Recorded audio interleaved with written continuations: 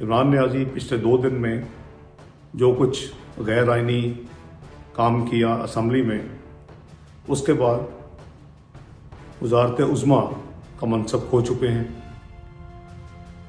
صدر عارف الفی نے بغیر ڈیو پروسیس کو مکمل کیے ہوئے میڈیا کے ذریعے ایک سٹیٹمنٹ جاری کر دی کہ جی وہ آرٹیکل 224 کے تحت وزارت عظمیٰ کا جو ذمہ داریاں نبھاتے رہیں، لیکن پریکٹیکلی وہ کام کر رہے ہیں وہ ایک گھناؤنی کیمپین میں بزی ہیں۔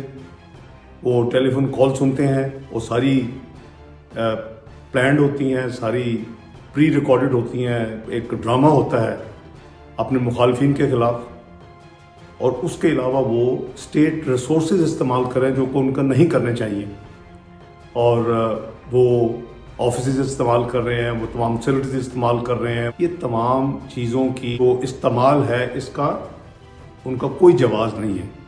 تو میں سمجھتا ہوں کہ یہ ملکی وسائل کو ابیوز کر رہے ہیں، اور دوسری طرف جو کچھ انہوں نے کیا وہ غیر آئینی ہوا۔ عدالت عظمیٰ اس کا سو موٹو نوٹس لے چکی ہیں، پولیٹیکل پارٹیز موجود ہیں۔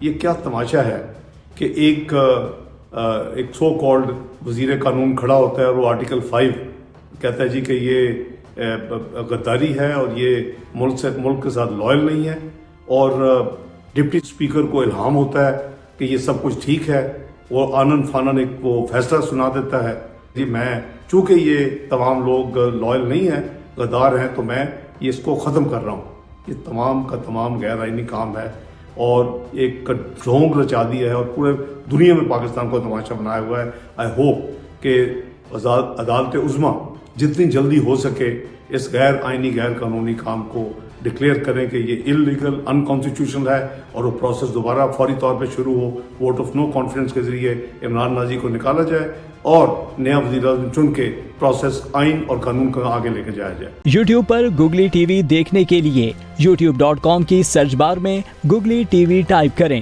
گوگلی ٹی وی کے پیج پر سرخ رنگ کے سبسکرپشن والے بٹن پر کلک کرنا نہ بھولیے۔ یوٹیوب پر اپلوڈ ہونے والی ویڈیو سے باخبر رہنے کے لیے بیل آئیکن پر کلک کیجیے۔ آپ کو ہر نئی آنے والی ویڈیو کے بارے میں نوٹیفیکیشن موصول ہو جائے گا۔